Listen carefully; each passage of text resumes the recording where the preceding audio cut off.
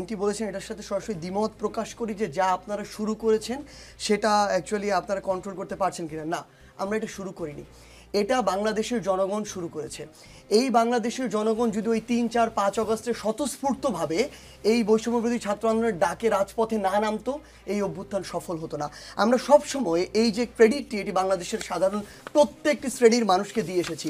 আমরা আমাদের জায়গা থেকে মনে করি এই যে ২৪শে যে অভ্যুত্থান হয়েছে, এই যে ৩২ নম্বরে যে ঘটনাটি হয়েছে, এটার জন্য একমাত্র এবং সবচেয়ে বেশি দায়ী হচ্ছে শেখ হাসিনা, খুনি শেখ হাসিনা।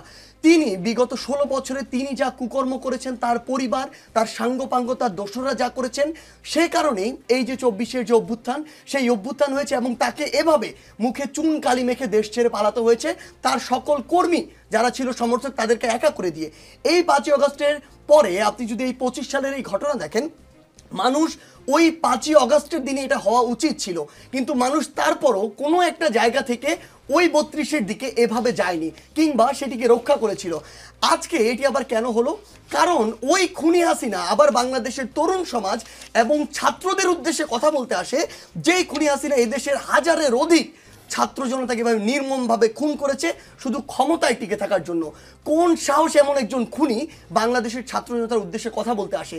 তখনই বাংলাদেশের মানুষ আবার ক্ষোভে ফেটে পড়েছে এবং বাংলাদেশের মানুষ ঐক্যবদ্ধভাবে, আপনি সেখানে শুধুমাত্র বৈষম্যবিরোধী ছাত্র আন্দোলনের যারা সমর্থক ছিল, অ্যাক্টিভিস্ট ছিল, তারা গিয়েছে কোনোদিন বলতে পারবেন না। বাংলাদেশের সকল রাজনৈতিক দলের যারা এই অভ্যুত্থানে শক্তি ছিল, সকলের সেখানে অংশগ্রহণ ছিল।